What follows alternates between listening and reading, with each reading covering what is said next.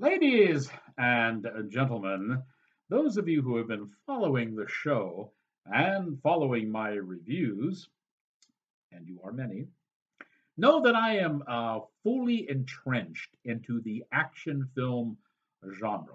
To me, this is just a great way of escapism to go see a good, solid action film. Tonight, I have an exclusive interview with a man who has specialized in action films. Con Air? How about Expendables 2? How about Lara Croft Tomb Raider? And if you want to have an action film that's a little more cerebral, how about The General's Daughter? All good movies. And it didn't always start out this way. The man started with commercials and then music videos, and now his name is synonymous with good action films. And guess what? His latest movie, it's action, but it's not that type of action. It's more of a disaster type movie, and it's really good. Tonight, I'm going to be joined by director Simon West. It's something you don't want to miss. A cinematic class is about to begin, and your professor is in.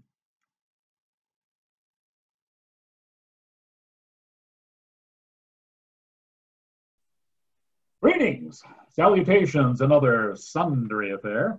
I am your cinematic professor and the purveyor of truth in movies. And tonight I am very happy to have as my guest Simon West. Simon, welcome to the show. Thank you. It's great to be here.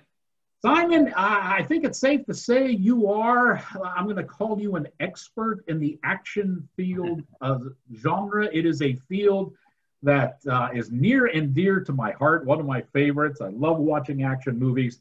And you actually have two movies that have earned the very coveted Fist of Fury Award.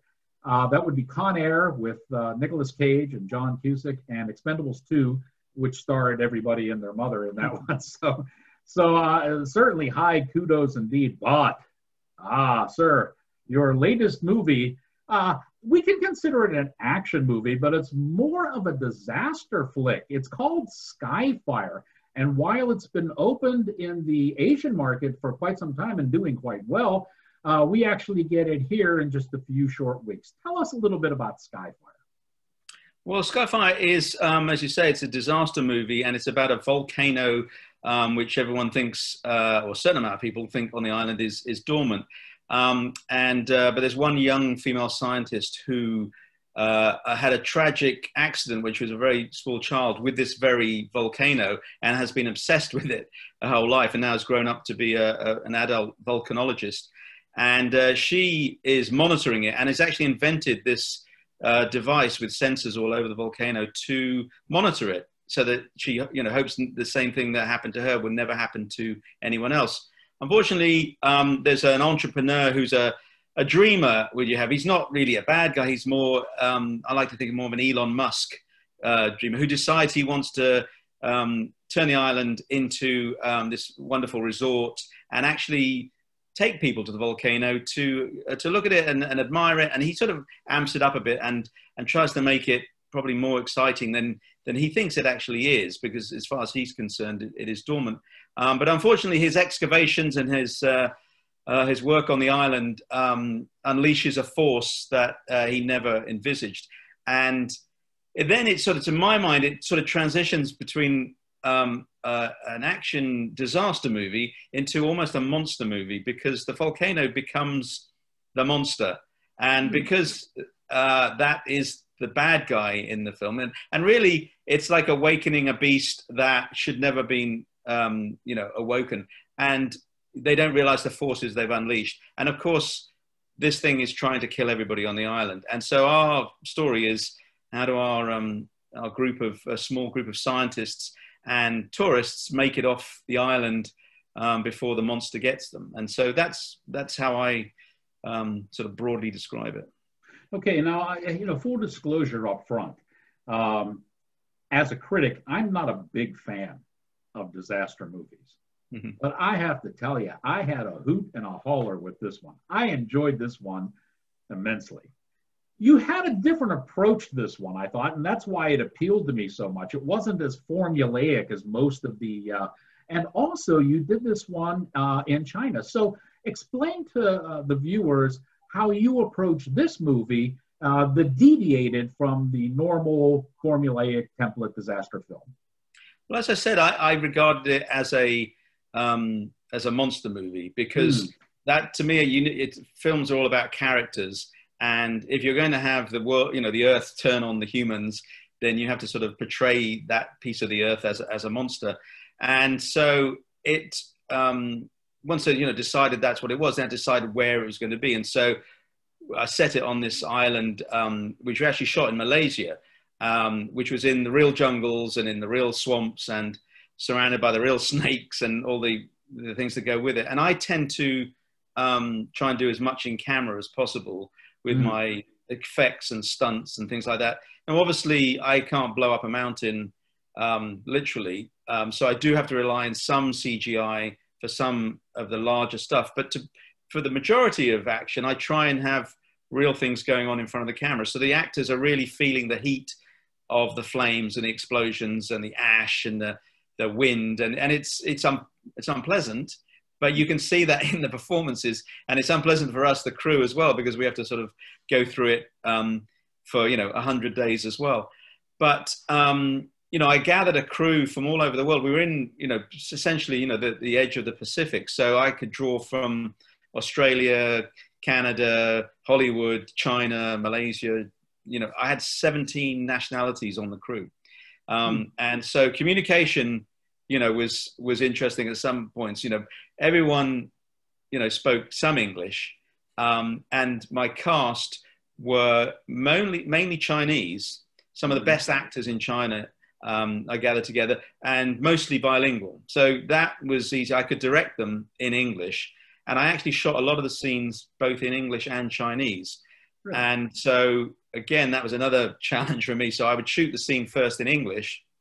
And of course, that was a breeze. And then I would shoot the scene again in Chinese, where I was much more flying by the seat of my pants. And I did have to rely on very accomplished translator because I obviously know what they're saying, but I need to know the intonation and whether take 2 was more sympathetic than take 3 or take 5 was more aggressive. And so I rely on a sort of a more of a creative translator to tell me the intonation between the takes.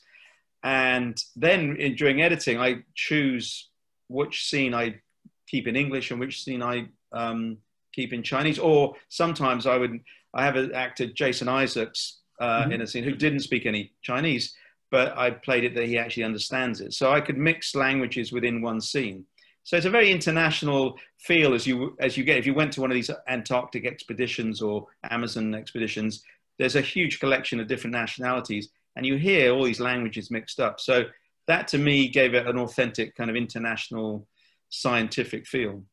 Now you must have had a pretty good time working with a diverse crew, and even with the Chinese, because if I'm not mistaken, your next movie is coming from that region too. This is going to be Legend Hunters.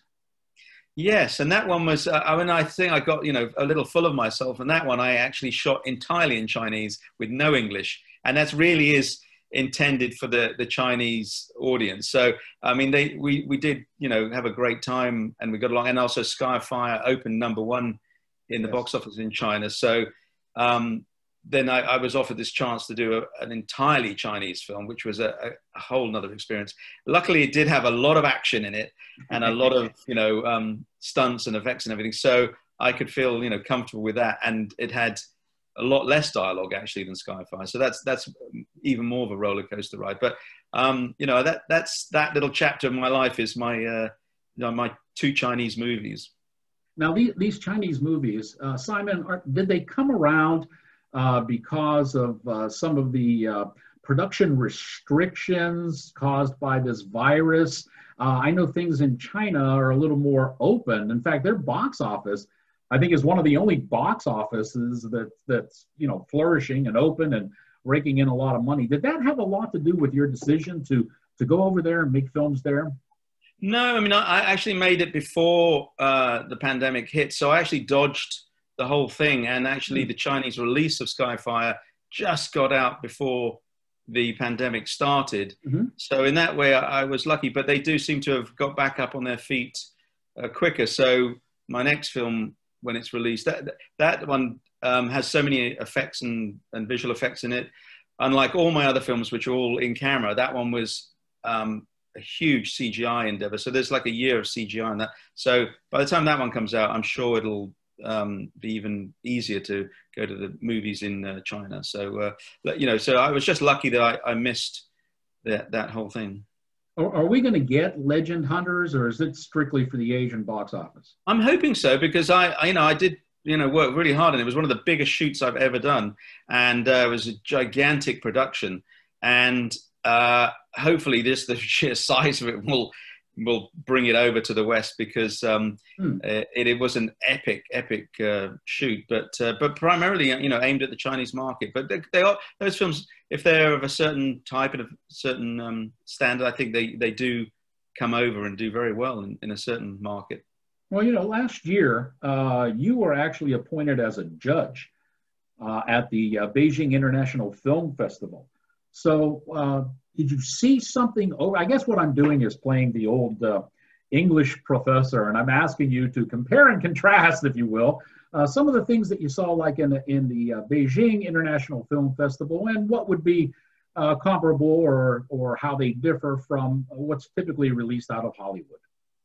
Well, I think, the end product of Chinese cinema and Western cinema is not that different in some ways. That, they like a lot of emotion in their films, and they play very heavily on family ties, and their films are very heavily, we might in Hollywood spend, weeks and weeks talking about the plot, and how to plug the holes in the plot and how to do the plot. And there's a bit of character thrown in here and there, but the Chinese it's all about family, and it's all about the emotional links, and it's all about that part of it. And if there's if the plot has to make a few leaps, that's fine, because the audience would rather have the emotional thread being, as tight as possible, rather than the plot.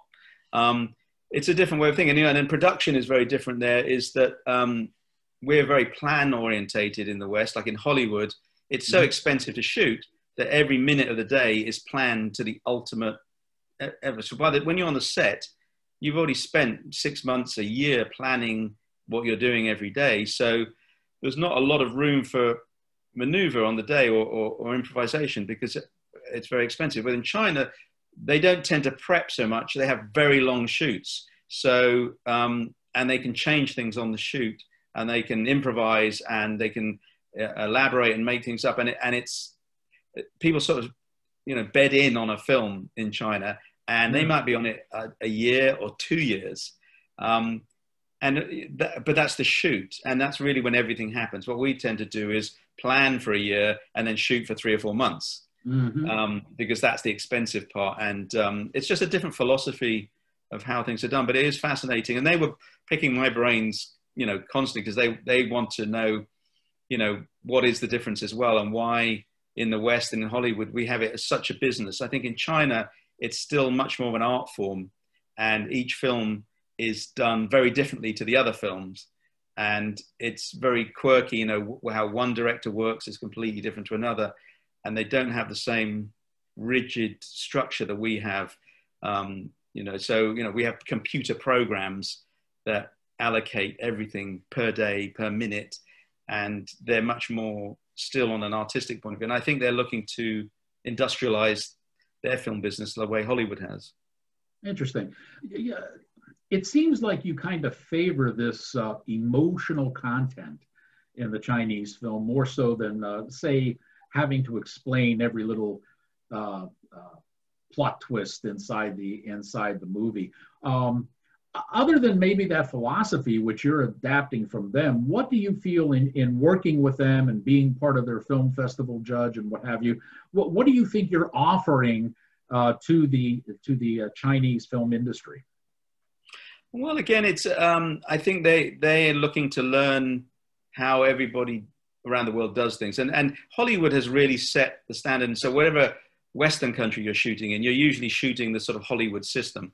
And and as I said, their system is quite different. And I think they're looking for a way to make more films more efficiently, because they have, even with finance, they sort of, every film is financed in a different way to the last one. They don't have the studio system, or they don't have sort of classic independent film financiers that all they do is finance films. They go out to, you know, lots of different types of people to finance films. So I think what they're looking for is how to make it, like I say, an industrial version of filmmaking. And my thing to them was like, but you've got to keep it creative. You know, you don't want to be making sausages. You know, that's the trick in Hollywood, is how to be creative within the system. And we are very regulated and very, you know, efficient, but don't forget that you have to make it creative. The audience will spot it straight away if you're just churning out, you know, the same thing every time. And so, you know, that's what I try to impress upon them is, yes, it's good to be efficient and have a plan, but only in as much as it gives you the space and the time to be creative and come up with a great new idea within that framework. So I hope they don't, you know, forget that, because that is the hardest thing in the Hollywood system, is to still do something fresh and creative when you're pretty much working, you know, within a very tight framework. Very true. You know, Simon, since we're comparing and contrasting, let's do another one here. You actually started out doing some assistant directing with the BBC. How was your work with the BBC? How did it prepare you for Hollywood, or how didn't it prepare you for Hollywood? I actually started in editing in the BBC, and so editing, I think, is like one of the best ways to learn filmmaking. I made films when I was a kid with a Super 8 camera, and I did everything. I shot them, I cut them, I was in them, I did everything, built the props. I didn't know there was different jobs necessarily. Like, I mean, I knew there's a cameraman and director, but I didn't really understand so much what the editor did and what a contributor it was to the whole process. So I by chance, the only job I could get in the film business was assistant editor. But I'm really thankful and going through the editing process, because it taught me so much. And I worked at the BBC on documentaries, current affairs, drama, like classic, you know, traditional English drama, Dickensian stuff and Shakespearean stuff, but also improvised drama and things like that. And even working on a news and current affairs program, I learned a lot. And so every time I'm out filming, you know, a movie, I draw on those things. You know, documentaries teaches you to make a story out of what you have, not what you intended to get. You may not have got what you wanted. And news and current affairs teaches you not to panic when you're running out of time. Because, you know, I still remember those sort of broadcast news moments where, you know, we're running down the corridor, you know, with the film that, you know, the anchor is announcing the item and you're still editing it, and you're running down the corridor with the film and throwing it on just as they announce it. So that kind of adrenaline and producing something every day instead of, you know, over years helped a lot. So, you know, and then obviously, you know, improvised drama. I worked with some great directors at the BBC who taught me how to work with actors and how to get the best out of actors and how to trust them and make them comfortable so they give you your best work. And so you become a partner with the actor instead of an audience who's like, or a boss who's, you know, demanding things. You actually a partner, and like, how can I make the actor give me the best performance without, you know, frightening them most of the time. Well, I don't know if you know this or not, but you were working on music videos for a while. And you did a music video, Never Gonna Give You Up, by Rick Astley. And that music video, at least in this area here on the East Coast here and then the Pittsburgh area, has really, I don't know, for some reason, it's been one of those cultural things where it keeps popping up now all of a sudden. And, you know, it's thrown in the middle of skits and what have you when people are doing things around here. You went from the music videos, okay, and then I think it was in '97, jumped into Con Air. Simon, that's a big jump. Draw the bridge for us there, how you got from the music videos into Con Air. Well, actually, but really I was a short time in videos, but I went to commercials between, which was the big stepping stone, because I was looking around at how to get into films. And in the UK, in Britain, most of the film directors at that time had gone through commercials like Ridley Scott and Tony Scott and Adrian Yes. Lyne and Hugh Hudson. Mm-hmm. There was a whole line of, and they'd all gone through commercials and made these sort of fantastic, elaborate, big, expensive commercials, and then got, you know, their films off the ground. So I just did the same thing. I deliberately joined a company that made commercials as well as music videos, and they also had another satellite company in LA. And so I immediately said, well, can I go and work through the LA office? Because that was obviously in Hollywood. So I did commercials in the States for a while. I ended up doing the Super Bowl commercials, which was, you know, the sort of zenith of commercials. And that's when I got spotted by Jerry Bruckheimer to come in and do Con Air. And so, you know, I'd shot hundreds and hundreds of commercials and thousands of feet of film all over the world in airplanes, underwater and all. So technically I had a lot of knowledge and skill. I hadn't, you know, shot a feature film, and that was the shock, was the size of it. Because, you know, in a commercial, you often shoot one day, you know, or 7 days is a very long commercial. Right. And then suddenly I was on a 120-day shoot. So that, it was a leap in the stamina-wise and everything. Technically, I knew what I was doing, but, you know, culturally, suddenly having a cast of all those incredible actors was a different thing altogether. And I sort of, you know, was made a rod for my own back in a way, because, you know, Jerry is incredibly supportive of his directors and has a very big checkbook and says, you know, go out and get all your favorite actors, whatever, you know, whatever actor you want.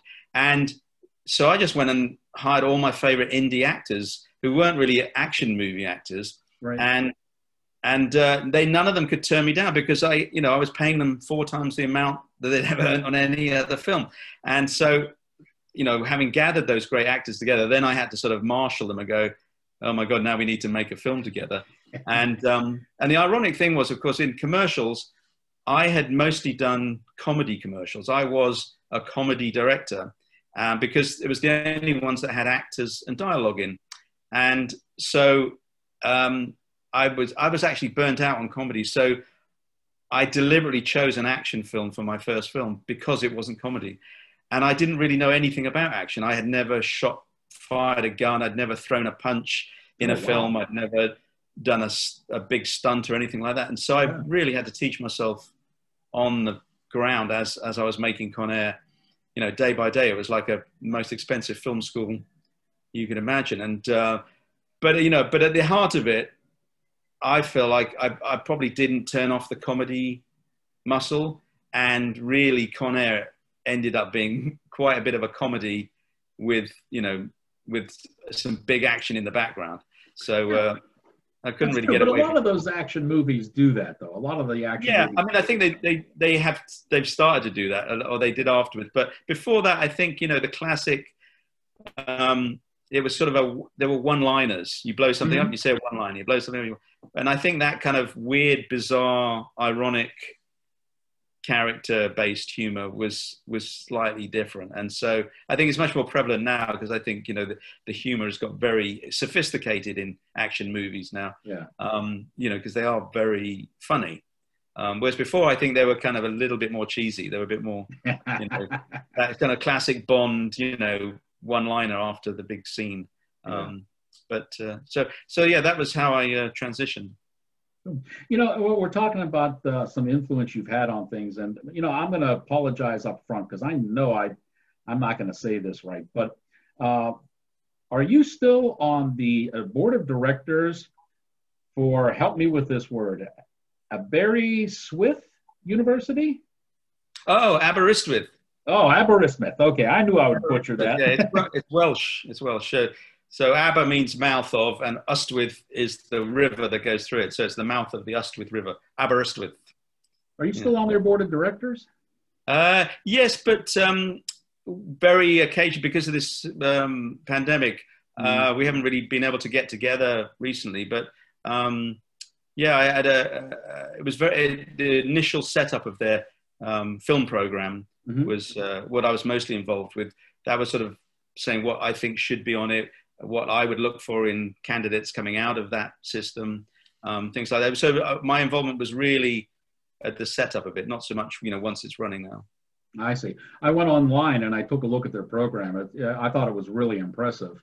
Mm. So that's nice to know that you have those kids that will be coming out of there eventually, I guess are coming out trained in your system. If it was your Well, I hope so. program. Yeah, because I mean, some of it's selfish reasons. Is I want to have them trained so when they come to me for a job, I can say, okay, you're doing, they're working the right system, and I can get screenwriters out of there and cameramen and all the things I need of my own private film school. Yeah, cool. Simon, I really appreciate you taking the time to out of your busy schedule to sit and talk with us. I just enjoyed the living daylights out of SKYFIRE. I was able to see it, over a month in advance before it's going to be released here in the States, and I just think this thing is a whole lot of fun. I mean, just hooping and hollering at the screen. I hope you have a ton of success with it. At least as much as we can get. God knows what's going to be open in a few weeks when it opens up, and what's going to be closed, and how the streaming device. I mean, that's all kind of sort of up in the air. So hopefully, that stuff will right itself now that we have a vaccine. And yeah, no, I appreciate it. Well, thank you very much. I'm glad you enjoyed it, and I hope everyone else does. It's a bit of escapism is the main thing. Oh, it is big time, and I'm really looking forward to Legend Hunters too. That you teased that very well. That sounds really, really good. You. We'll be back with more right after this.